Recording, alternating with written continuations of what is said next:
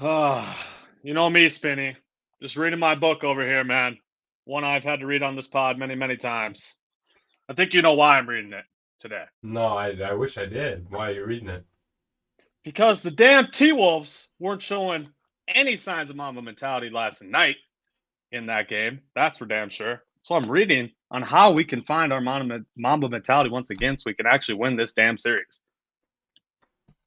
All right, I But like it. we'll save that for later.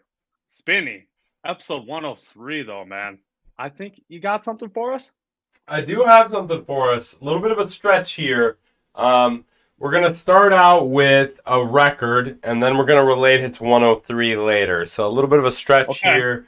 Um, Only college soccer player to ever have over 90 points in a college soccer season, which is insane because it's essentially like almost 3 points per match, which is Right, because they're only playing un like 30 games. yeah, which is Yeah. unworldly. Um, Mia Hamm was the only player with over 90 points in a one season. She had 97 points in one college soccer season. The North Carolina Tar Heels won 4 straight natties, didn't lose a single match when she was there. Not one match did she lose in college. Her career, she's only one of 6 players to score over 100 goals, and her total career goals in 4 seasons is 103. So 103 total goals for Mia Hamm in college soccer is The Mia episode Hamm. 103, the Mia Hamm episode. The Mia Hamm episode. There's a reason she's one of the greatest of all time. That is actually insane, though. Over 3 points a game, essentially. Like, Yeah. that's unheard of stuff. I'm trying to Also God, I'm trying to 103 goals in right. um in her career. I mean that in itself is unbelievable. I'm trying to quickly find a season stat for points. Yeah, just in comparison, Bethany Lutheran College, most points in a season is only 53. Obviously, D3 way different, but still, just kind of gives you a comparison there. That's wild. Well, I think it's time to hear from the better Jack and get this show going.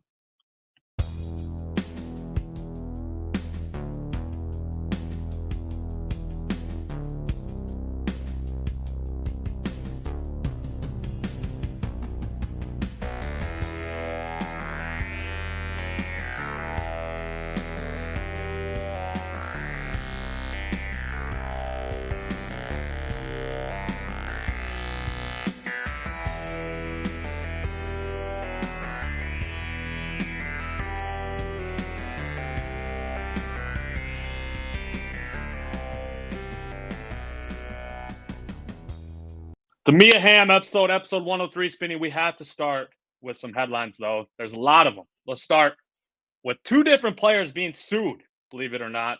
First one, Marvin Harrison Jr. being sued by Fanatics for breach of contract. The estimated damage is in the millions of dollars, apparently. ESPN reported the deal was for at least $1 million for autographs, signed trading cards, game worn apparel, and other marketing opportunities. So essentially, Fanatics is saying he didn't complete this contract. Harrison obviously is saying he did. Actually, he's even gone as far as denying the existence of the contract altogether. But either way, it's not the greatest of looks for a guy who has yet to step on a football field. Denying the contract altogether was even a thing? That's wild. Cuz like According to this that's article. the I just don't see why you would ever lie about that if it's not true. Because like you're going to get immediately found out. So like what I don't understand necessarily unless there's some legal thing. There's a reason to do it, but yeah, not a great look. Hope they figure it out. And not to mention on the other side of things, it's kind of a risky move to do if you're Fanatics, right? Because you're putting your company at risk of other athletes potentially not wanting to be in business with you if you were Yeah. completely wrong. Oh, other businesses could be like, look what Fanatics does. They sue their own Yeah. players. You know what I mean? Yeah. So like Exactly. Fanatics must be pretty confident if they're going as far as filing a lawsuit. Yeah. For sure. So definitely a story to monitor, and we'll see what happens going forward here. Especially with this one, we don't have much information about this story except the headline itself, which is LaMelo Ball sued by family who claims he ran over foot of 11-year-old who wanted an autograph after a Hornets event last October. Just another reason I'm glad we have Anthony Edwards instead of LaMelo Ball. I feel like I need to pull the SpongeBob meme out right now where he's like this and be like, "That's another ball over Anthony Edwards." Bleh. Yeah.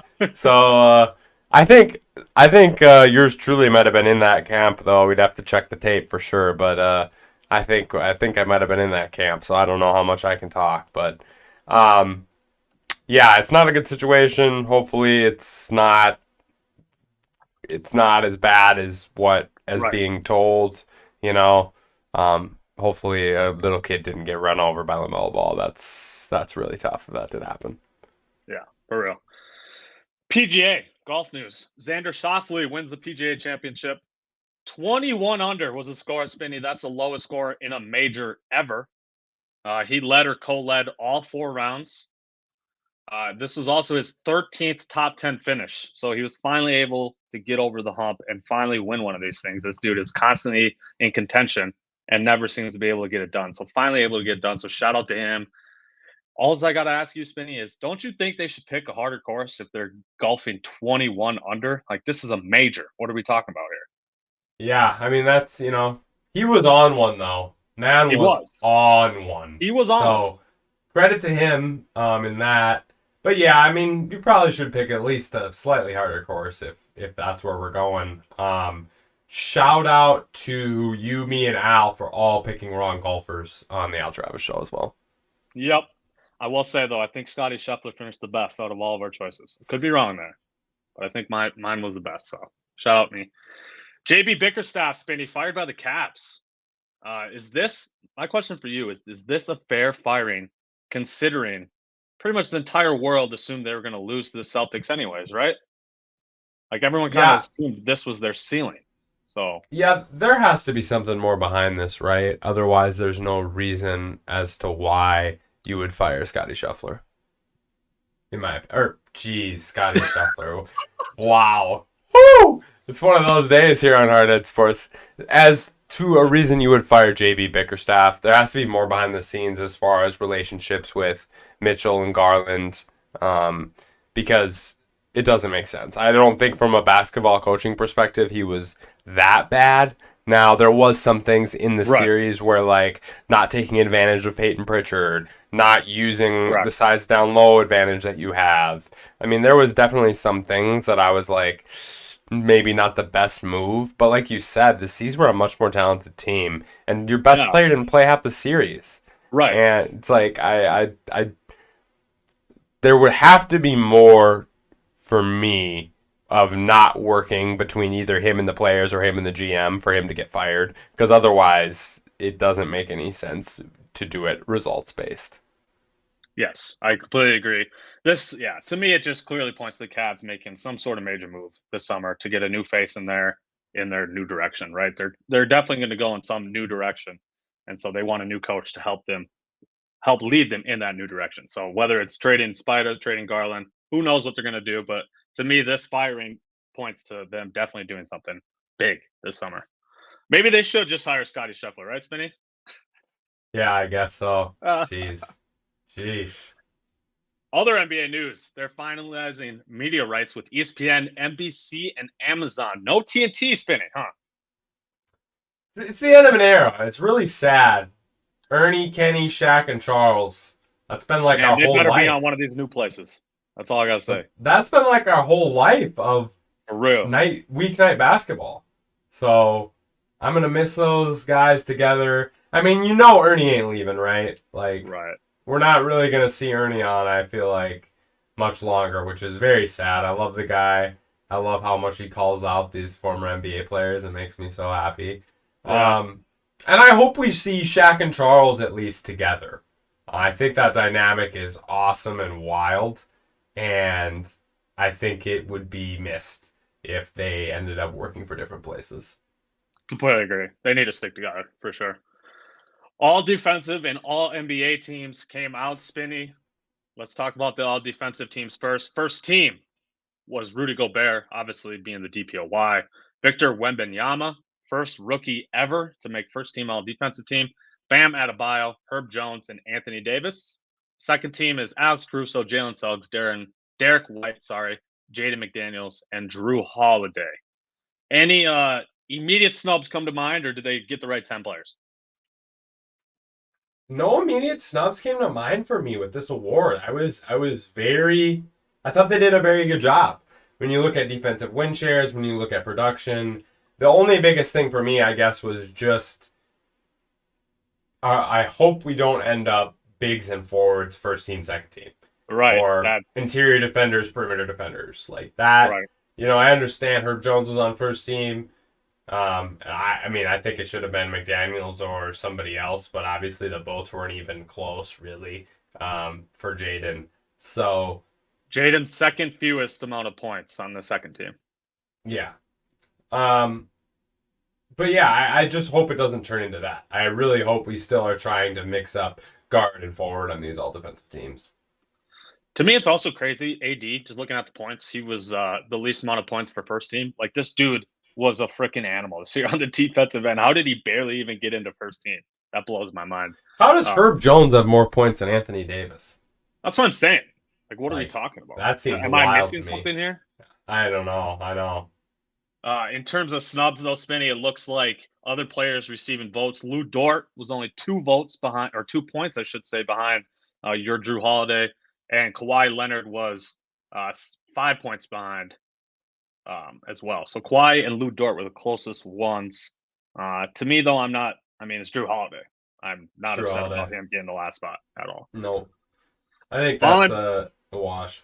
Yep. Yeah, exactly. All NBA teams.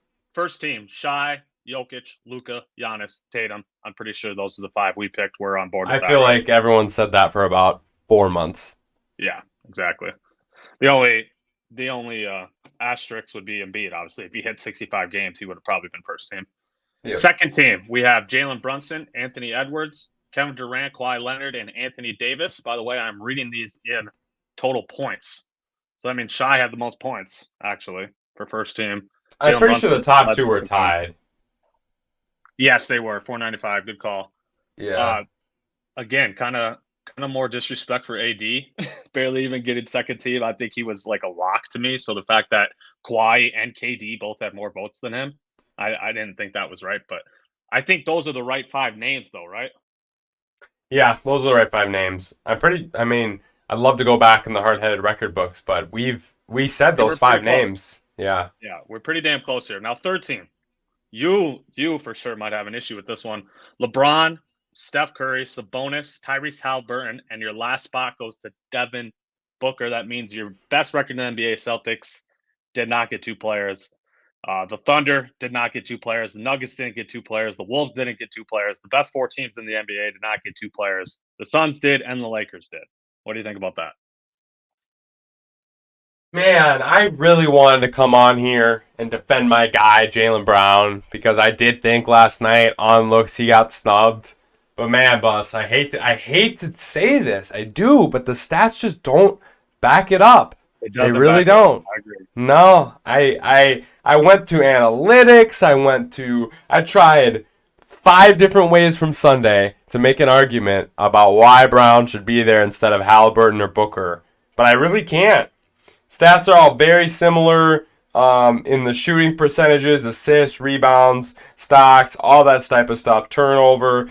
Brown actually has the highest usage rate of the 3, which I would not have believed. Wow. Yeah. Wow. The highest usage rate of the 3. Hallie? Even Hallie's was only 20%.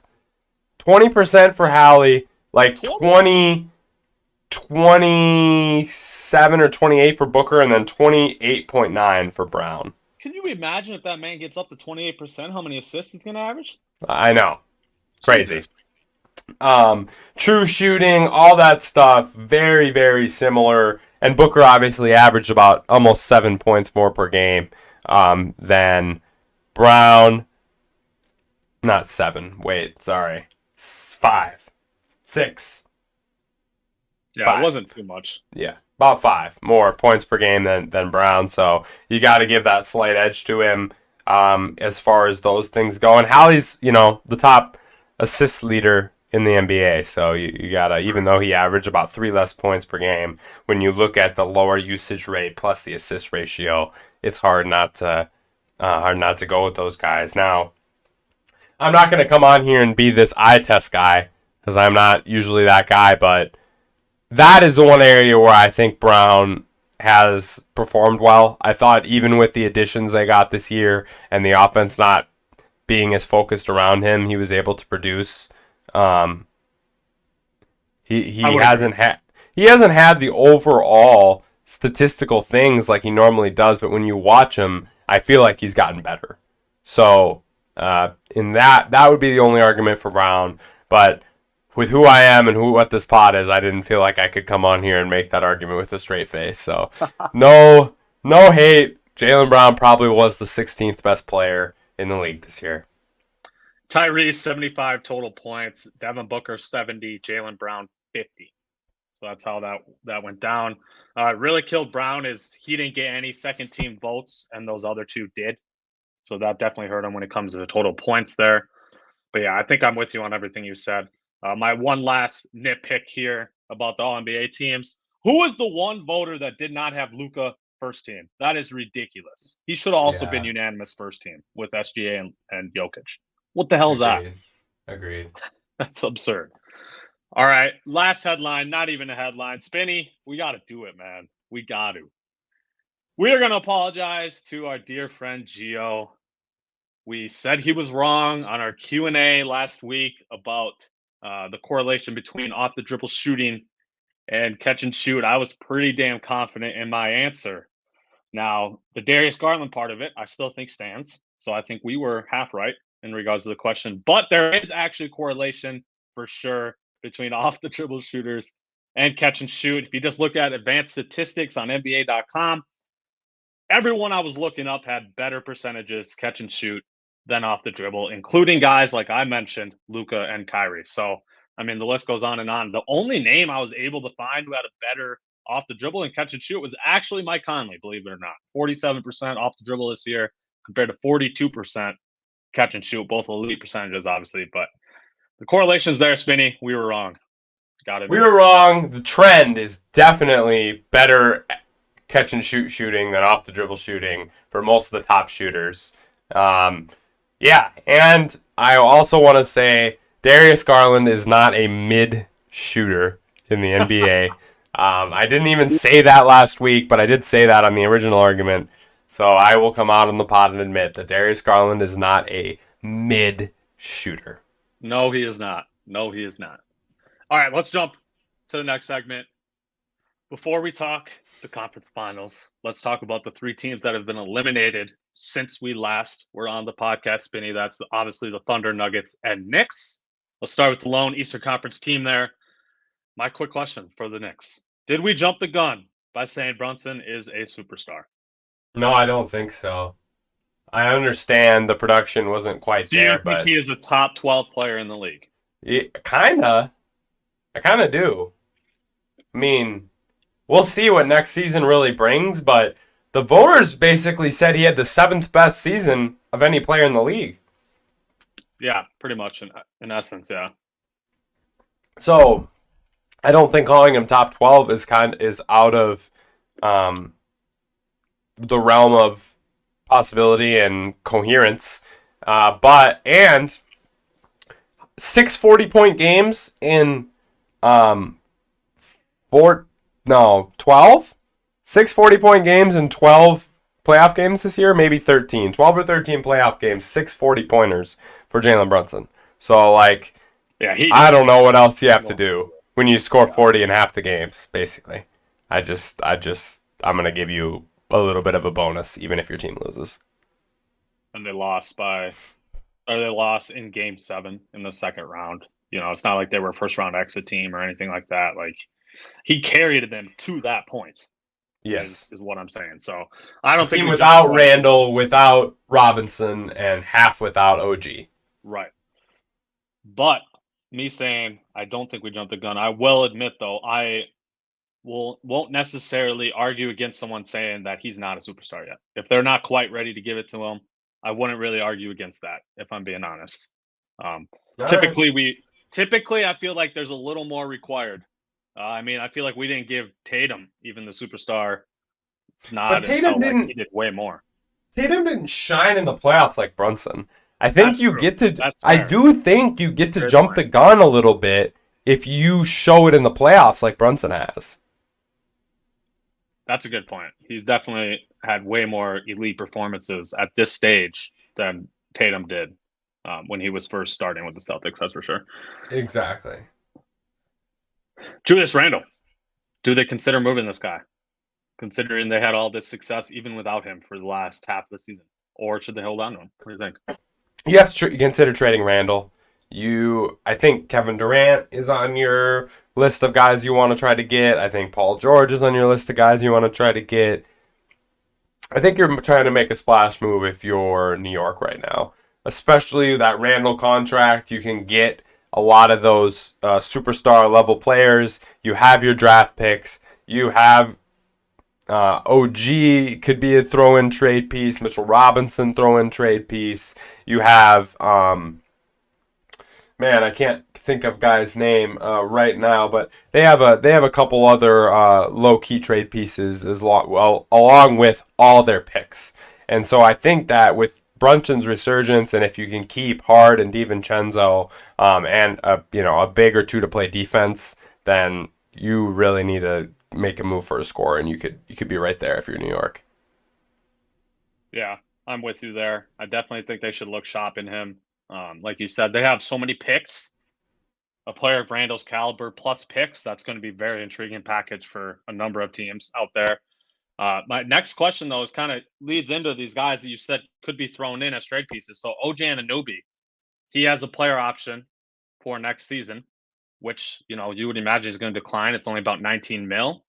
I would imagine he's probably worth more than that. Also, Bogdanovich is a free agent this offseason. These are two guys that got at the deadline, right? Do they bring them back? Both of them. Yeah, I think for think sure. it depends what you can get. OG Right, for that's sure, unless it's a sign and trade scenario. Like Right. I would sign and trade OG for Kevin Durant, and then you kind of gotta figure it out from there a little bit. But who knows if KD's actually going to be on the move or who it is? But it seems like there's going to be stars on the move this offseason. Whether it's Mitchell's about the only guy, I guess, if I'm New York, I really don't want. Because I'm not you can't really play Mitchell and Brunson Two backcourt small together. guards, yeah. So I'm looking for a 3 or a 4 if I'm New York that can score the basketball. Yep. I think Kevin Durant is the guy right now. Paul George could be a guy that they want. I think they have options. That's true. And it's the Knicks. Players want to go play at MSG. Right. Now, I said they should bring OG back, right? But I would not do that if he's requiring $30 million a year. He's already getting paid 19 mil. I'm assuming he's going to want near that 30 million a year mark. If that's what he wants, I would definitely do a sign and trade, like you mentioned, because this dude misses half the season all the time. So, I'm not trying to pay a guy that much money if he's going to miss half the season. So, yeah, I think the injury concerns with OG are obviously all like if I was guaranteed to get 68 to 72 games out of OG, I'd probably pay him 30 million. But yes. But I think the consistent play time is the issue for him. For sure. Thunder. Question for you. Is it time to move on from Josh Giddey? If you were the Thunder, would you look to trade him this summer before he's due his extension? Yeah, I mean, yeah. You're going to have to pay J-Dub. You're going to have to pay Chet. Those are your 3 guys. I think Giddey hasn't got better. And I don't know if he is going to. So, it's not a great time for his trade stock if I'm the Thunder. But at the same time, I don't know if the trade stock is going to get any better either. I don't know if it's going to go up. I don't know if next year at the deadline. It just depends on what's available for them also. Is that a sign and trade with Paul George option to get him his money? I don't know. It seems like PG wants to stay in LA. I know we're talking about him for every stinking team, but I could definitely see one of this team, the Knicks, Philly, multiple teams that could make that sign and trade offer for Paul George. That would be interesting. Paul George back on the Thunder? Right? Paul George, SGA, J-Dub, and Chet? Yeah, that's filthy. That was pretty damn filthy. But again, can you pay all those guys? How's that going to work? Chet's still on the rookie deal you could do a 2 or 3 year full max you'd with. have to do a 2 or 3 with a PG Yeah. for sure. You can't Yeah, give him any 4 or 5 year deal. Yeah, you'd have to figure that out, but it's going to be very, very interesting. Other question: are they finally going to get more big depth? I mean, I've said Golly gee, I hope so. Yeah, my Sheesh. God. They trade for Gordon Hayward and don't even play him. Like, what the hell was the point of that trade then? And I mean, we've seen it, right? Like, big depth is a struggle. It's how the Wolves, beat Denver, really. Jokic had to play every minute, I mean, that's how it went. It was the reason the Wolves won against Phoenix in 4.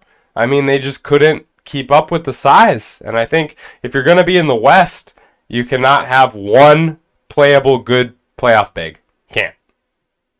Especially one who's, built like Chet. Yeah. No offense, but he's our Minnesota guy, but he's built like a stick. Like, he needs some big bodies down there for sure. And, I think Chet's proved his ability to stay healthy and play despite that. But, yeah, you need some depth. Like, if man can't get in foul trouble, man, it's like you're really putting pressure on one guy. Yeah, for sure.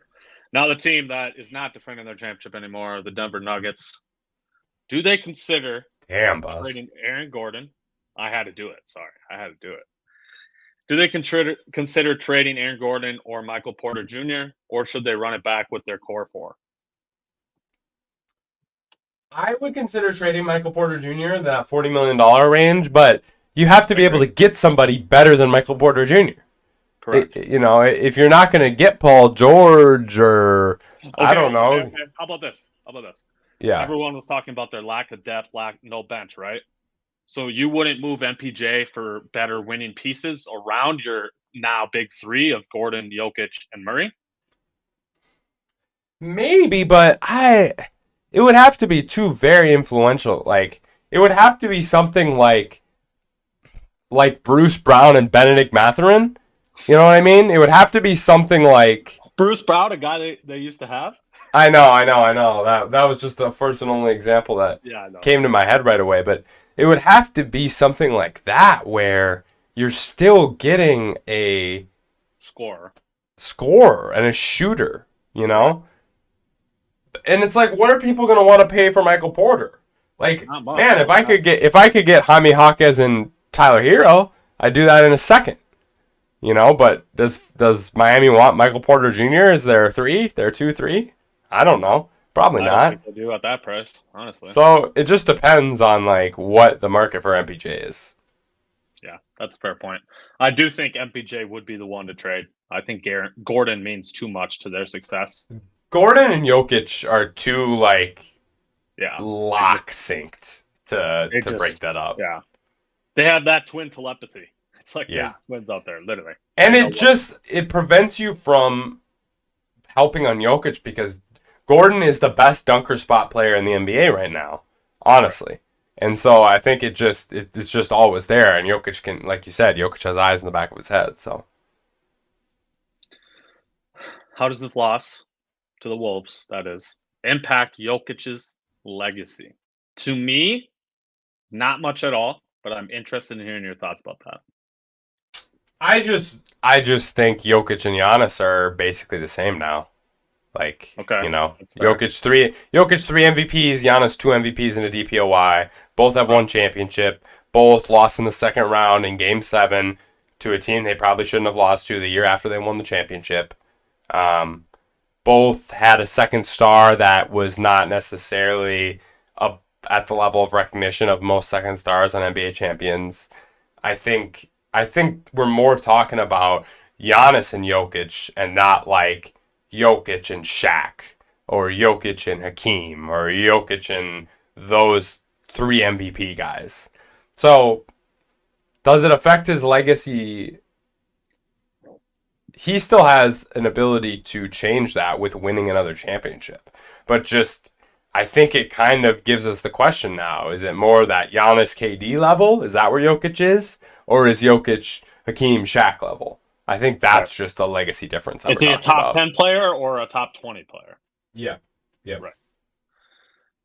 This definitely doesn't help his case. He has not beaten a 50-plus win team in his playoff career, Spinny. Not one series win against a 50-plus win. That's crazy. I did not believe that at all when I first saw it. I had to go fact check it. Yeah, I mean, that's definitely not. I thought you were BSing me when you first said it right now, honestly. No, I'm dead ass. I'm dead ass. It's a real stat. One last stat, and it's for our boy Anthony Edwards. 20 going into the Mavs series, 29, 6-6 was his average. Only 3 players in NBA history, 22 or younger, have made the finals or made the conference finals averaging at least 25, 5-5. LeBron, Kobe, Anthony Edwards. That's pretty damn good company for our boy to be in. So shout out to That's him. where you want to be, baby. That's where you want to be.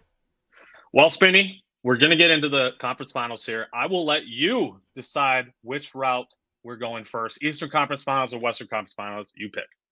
Let's start with the C's Pacers. C's Pacers, game 1. What were your thoughts going through your head as the Pacers were actually playing well and in the game throughout the entire time and then obviously blew it at the end? Were you kind of terrified? Did you think the Pacers were going to steal that game going in anyways? Like, what were your kind of thoughts throughout that entire game? Yeah, I mean, it seemed like the Celtics had it at the beginning. Shooting was on, in the first quarter and a little bit into the second quarter, but it kind of felt like the game where Boston was just letting Indiana hang around in the first half too long, and they weren't necessarily taking advantage of the misses. And then the Pacers kept getting better and better the whole game. You got to give them credit. And Boston did not go to the rack. Go to the rack. Like, it's unreal to me. Classic Sorry, Boston. Arties and Settling Hardos. for jumpers. Classic Celtics. Settling for jumpers. Nothing new there. Nothing new there, but it's still super irritating. Al Horford, 3 for 12 from 3? Why are you shooting 12 threes, Al? Like, I get it. There's a reason you're open, though, bro. Like, they're leaving him open, and well. sometimes he does execute, and it's hard for me to hate too much, right? Like, Tatum, 36 points, 12 for 26, 48%, 36 points. Brown, 26 points, 10 for 20, 50%. Drew Holiday, 28 points, 8 assists, 7 rebounds, 10 for 16. Like, it's hard for me to hate on them when there's those good performances. Basically, Al and Derek White were the only 2 bad performances on Boston from the offensive end. But that's how this series is going to look, Like, it's going to be high percentages, high scoring. It's been Indiana the whole time. The whole season they've played like this, and Boston's played like this against them. So I think you have to expect that. So you got to get nitpicky with stuff. And part of it is Tatum pulling up instead of going to the rack. He is obsessed with step back jumpers. I don't know what it is. It's like, Tatum, you're not that good at it. You think that's your game. It's really not. Like, sorry, buddy. You're more of a catch. Also, take a freaking midi. Take a freaking midi. You're so good at it. He's so much better at it. Man shoots like 65% from the mid-range. Like, take a fade away from 18 feet instead of 28 feet. Like, you talk about how much you love Kobe all the time. The champion Kobe. Yeah. Take the middies. It's the playoffs. Look what Kawhi did with the Raptors. And this, like, it doesn't matter in the playoffs. Like, you want to get high percentage buckets. The analytics don't quite matter as much when we're talking about a playoff series. Go get your high percentage buckets. Now the rest of the series. Before we talk about what we think both teams need to do, Spinny, what was your pre-series take? I was taking Celtics in 5. Same. This doesn't really change my opinion. I think it would have probably been extended to 6 or 7 games if they actually stole game 1. But I'm still sitting at Celtics in 5 after game 1. You're still sitting the same? I think the Pacers should have won this game. Yeah, the inbounding at the end, like, from a coaching basketball perspective, has to drive you wild. 2 guys not running to the basketball, like, and that goes back to coaching too, right? That's, I would imagine, how it was drawn up, right? Unless Tyrese Halliburton's just free balling it out there and just running away from the ball for fun. It's like he literally ran away from the ball, and then you got Siakam coming from the opposite side. Instead of taking a direct route towards the ball, he's running towards the hoop, the opponent's hoop. It's like you're actually lucky that ball went out of bounds because that could have just been an easy shot right away, and you actually have your defense set because the ball went out of bounds. You know what I mean? Like they could have just been playing free if the ball didn't go out of bounds. So that was inexcusable to me. And then it follows up by not fouling up 3. I mean, pretty much everyone thinks you should. So Jaylen Brown pulling up in your face.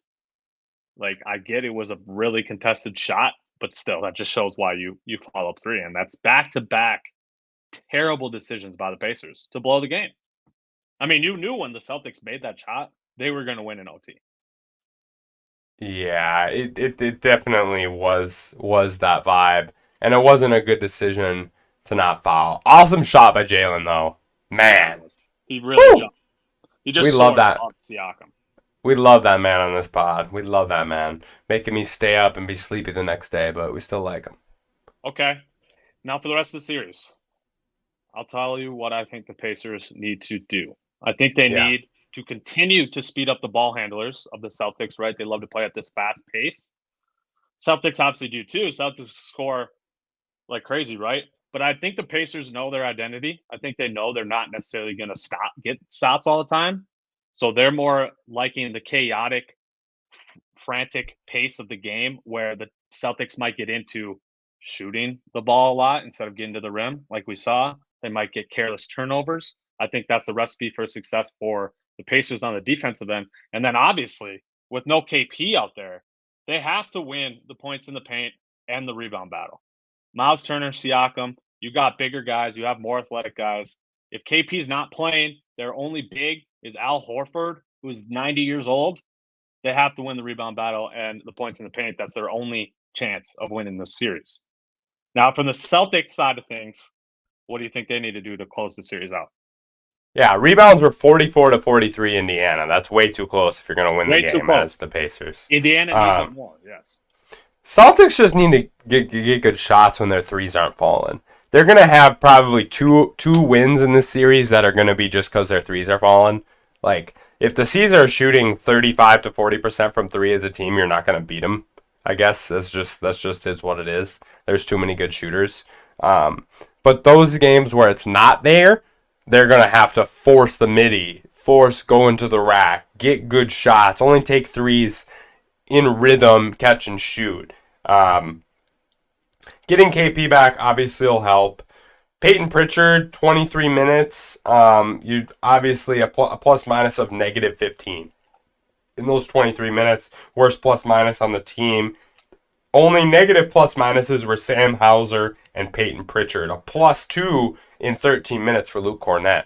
So credit to him for his performance there as a backup big. But I think you have to try to mitigate the defensive liabilities that are Hauser and Pritchard as much as possible. And try to not get them, get Pritchard and Halliburton one-on-one. Like, that's just bad for everyone around. So as much as the C's can prevent that and try to keep Pritchard out of actions is going to be a key to them. And as well as Tatum and Brown's rebounding. 12 rebounds from Tatum in that last game, 7 from Brown, 7 from Holiday. So I think just that team rebounding, like you said, just keeping the rebound battle close, given the size difference, is going to be huge for the C's. Yeah, great points there. That's definitely a huge point for the Pacers, too, is attacking those mismatches when they're given the chance to. So great points by you there. Let's jump to the Wolves Mavs now. Before we talk about game 1 and what we think for the rest of the series, I want to ask you this question. Where does Anthony Edwards currently rank among NBA's best players? Heading into this series. So he's top 12. He's top 12. I think he's I feel this is kind of early to say it since he's only 22, but I feel like he's a superstar already. Is he not? Is he better than Brunson? Yeah. I think I'd take him slightly over Brunson. Slightly though. Yeah, not I think those two are like your 2 of your 8 to 12 players that you're kind of, playing wherever you want to play them. That's where I put him. 8 to 12. It's crazy. A 22-year-old we're already considering a superstar. It just blows my Yeah, mind. I just don't know how you don't, given what he's Right. doing. Given everything, especially his. Everyone points to it, but his charisma, his attitude, his energy, like that's he just he exemplifies what a superstar is in every single possible way. Agreed. Now, a different question for you. Not even a question, just more of a stat for you. Luka.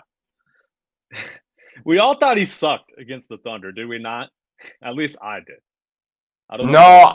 I didn't. I thought he was bad in the first round. I thought he was pretty good against the Thunder. Bad against the who they play in the first round? Can't remember, but The Clippers. Clippers. Bad against the Clippers, good against the Thunder. Well, a lot of people were criticizing him for his performance against the Thunder. 25, 10.5 boards, 9 assists on 57% true shooting was his average for that series. And it's widely considered one of his worst series of his career. Like I said, the only other players to average at least those numbers, 25, 10.5, and 9, is LeBron and Jokic. So, like, he's held to such an absurd standard, and he just continues to ball out all the time. It's just insane what this guy does.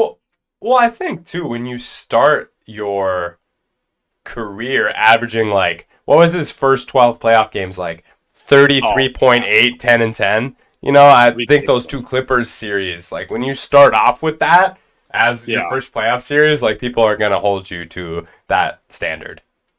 yeah, that is fair. Let's talk about game one, man.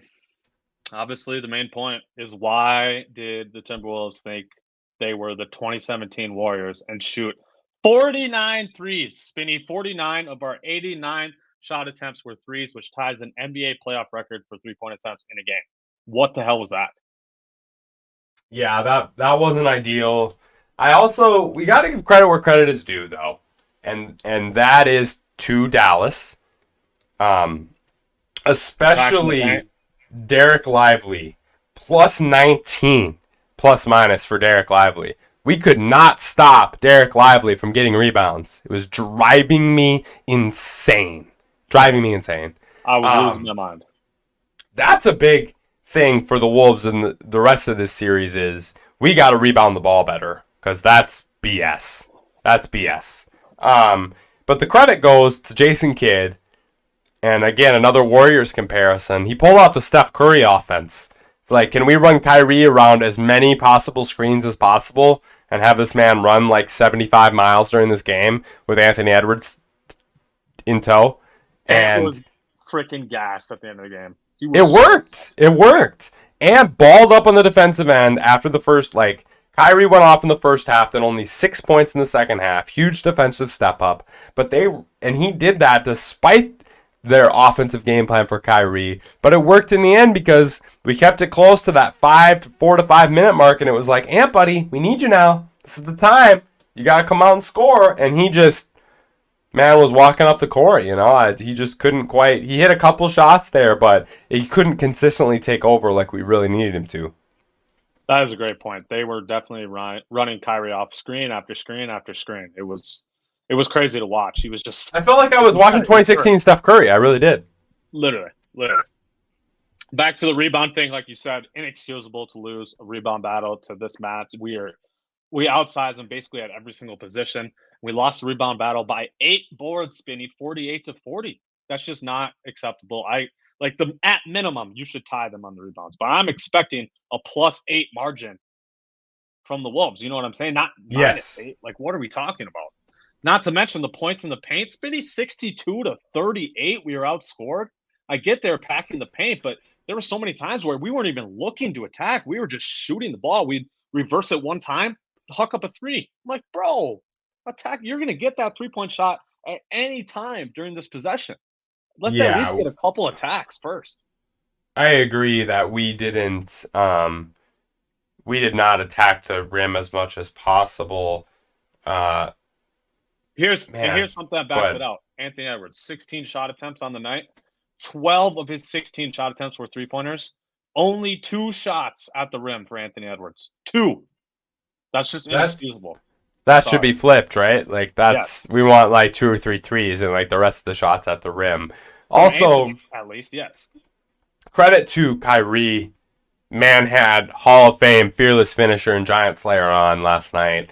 This man's layup package is one of the best I've ever seen. Probably the best I've ever seen from a guard. The best, yes. Every hand, every angle, every shot. He made our defensive bigs just look He went awful. right at Rudy, not scared whatsoever. It was ridiculous. Like, I just don't. He switches hands midair, finishing over a 7-footer. Like, I just don't get how that's even possible. Absolutely unreal from him. Yeah, he clearly wanted to prove something, though, after Anthony Edwards saying he was going to guard him.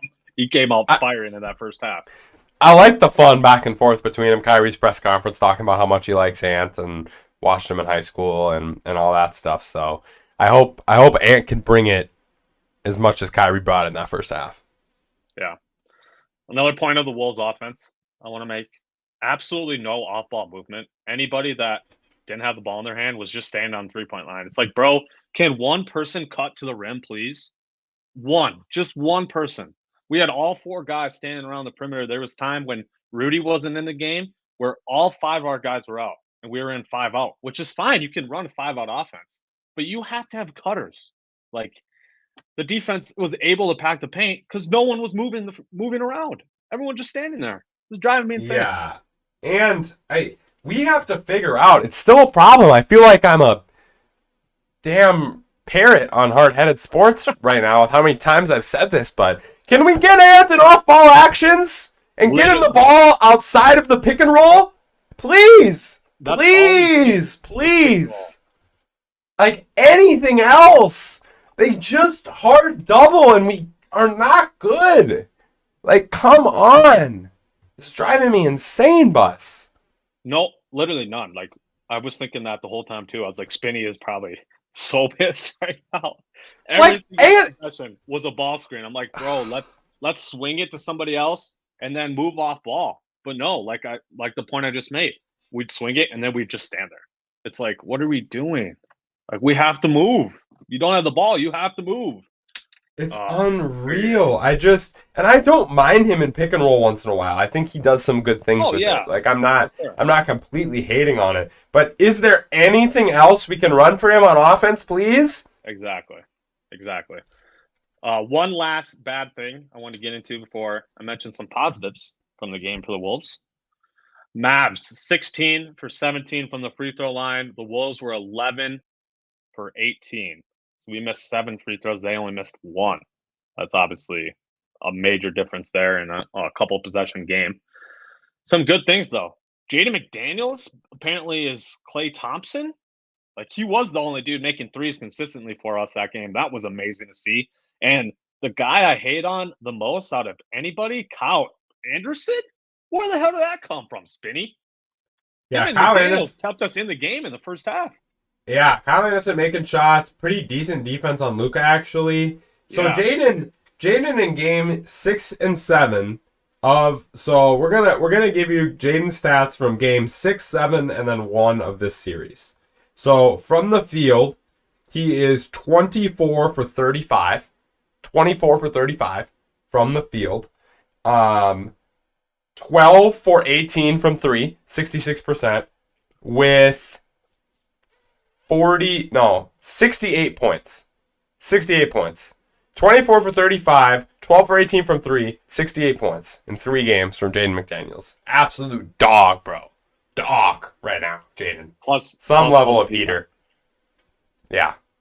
Absurd. Shout out, Jaden. Hopefully he keeps that rolling because we definitely need it going forward.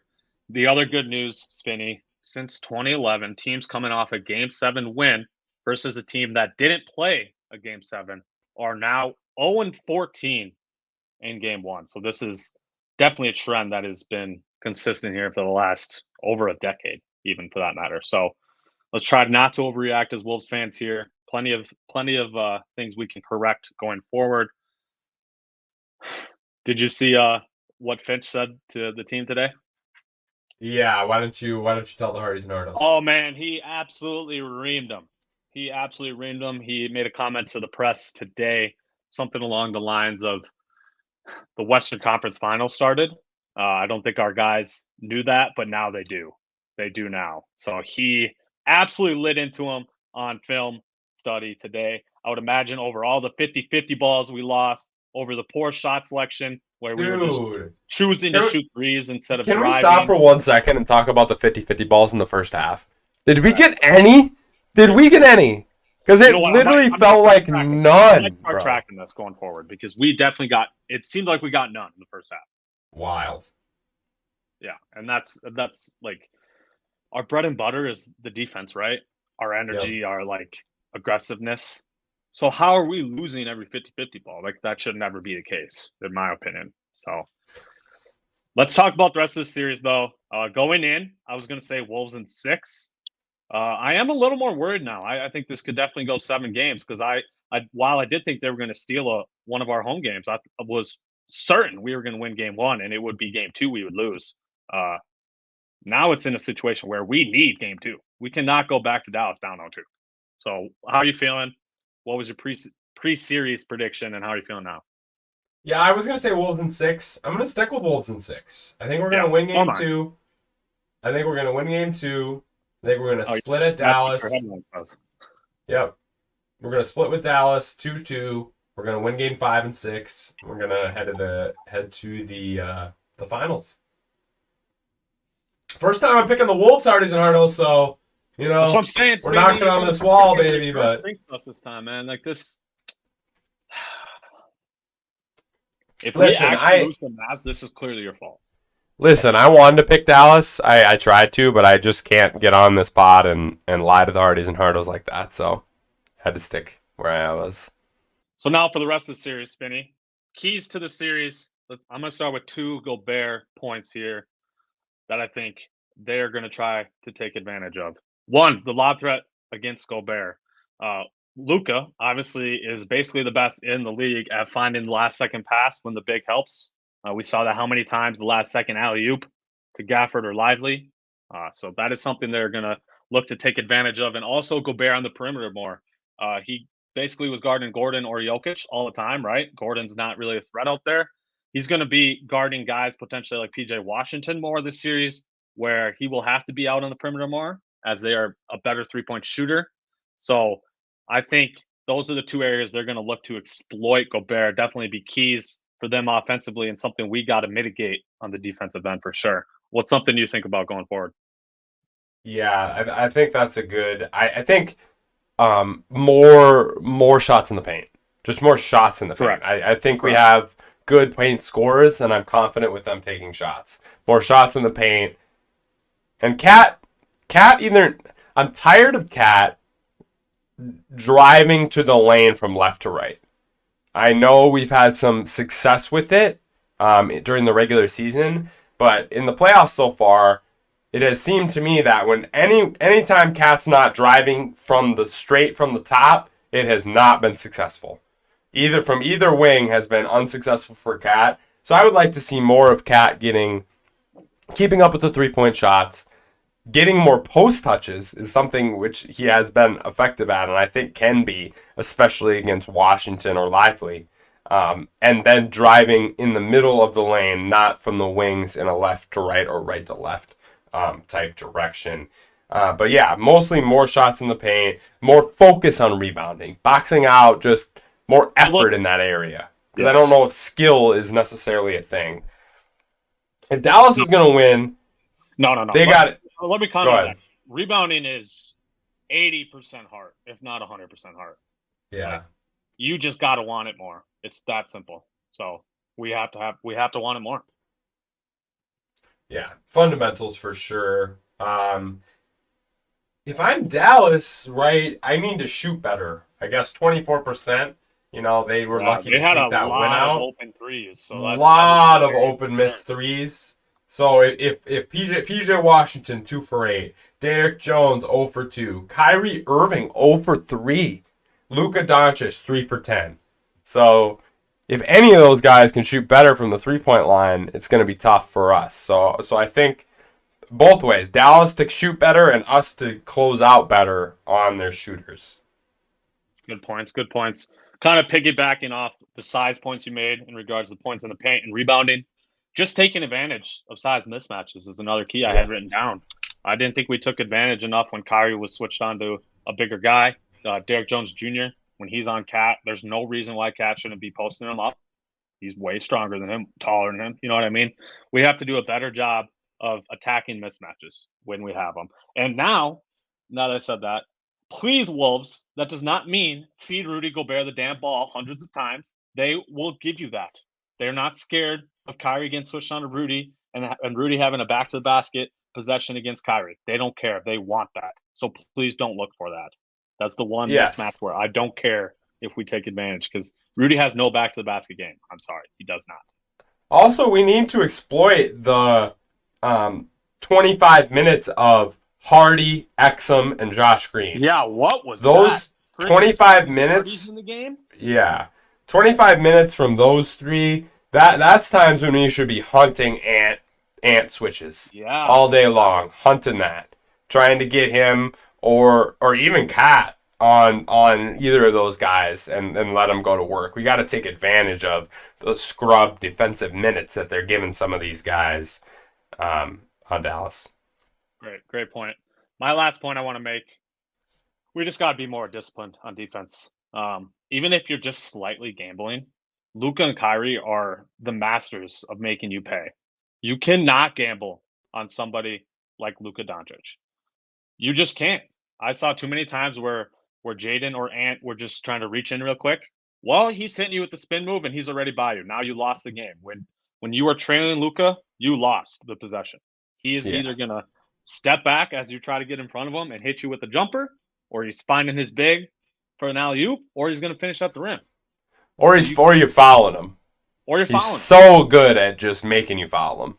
So those guys, they control the pace of the game so well. I know we're young, we're aggressive, we like to get up into guys. But if anything, you almost have to sit back a little more on guys like Kyrie and Luka. Seriously. Because there's no such thing, especially Luka, there's no such thing as speeding this man up. He invites the pressure. You see it. We've seen it time and time again with Luka. He loves pressure because he's like, okay, well, I'm playing at a much slower pace than you. And going back to your point about how Kyle Anderson actually played good D on Luka, that's kind of actually goes with the pace because he's a slower paced guy. And he's long enough, right? He's long enough to contest a little bit with Luka. Yeah. So I'd like to see more disciplined defense on Luka and Kyrie. Just stay in front of them. That's Jaden cannot go, as great of a defender as Jaden is, Jaden cannot go Kyrie Irving. Man has Jaden in the sauce, bro. Yeah. So you gotta try to keep Naw and Ant, who are a little more disciplined on Kyrie as much as possible. Even Mike Conley, I felt like defended Kyrie better than Jaden. Just because, like you said, the baiting. Kyrie's baiting Jaden into going one direction, and then before he even knows, it's sauced back the other way. So yeah, seriously, that happened like 3 or 4 times in that game where Jaden Kyrie, and it was over. It was not good. One minor point, which there's not necessarily really a fix for this one. It's sad to say, but the strength versus Luka. He is so freaking good at initiating contact to create space. It's unreal. You saw it how many times where he hit his shoulder into Jaden's chest and Jaden fell back, giving Luka enough space to get the shot up. That's going to be an issue we're going to have to deal with going forward. Does that mean we put Ant on Luka more? I don't know. I still do kind of like that length on Luka. I know Ant's stronger, but that, like I said, I don't know if there's any fixing that because that ultimately comes down to the type of player Luka is. He is that guy. He is that guy. So Jaden might need just a little better balance on his drives, get a little lower instead of being so vertical, and that way you don't get pushed back so far when Luka initiates this contact. And we just got to try to keep Luka and Kyrie as inefficient as possible. We're not going to stop them. That's what I'm saying. Yeah, you just got to try to keep them as inefficient as possible. Stay in front of them, force contested jumpers. That's all you can do with elite offensive weapons like those guys. They're going to hit tough shots. Especially guys who are going to shoot 70% in the paint. Both of them. Yeah. So, can we keep, like you said, can we stay in front of them and make those shots harder? Yeah. Well, Spinny, that's all I got for episode 103, the Mia Hamm episode. 103 freaking goals. Oh, my gosh. That is absurd. Insane number of goals. I don't have a Q&A. Do you? Otherwise, we'll get our listeners out of here Wolves, man, they need to bounce back tomorrow night. No Q&A. I'll give you a quick Q&A. Okay. Who is the Wolves' leading scorer on Game 2?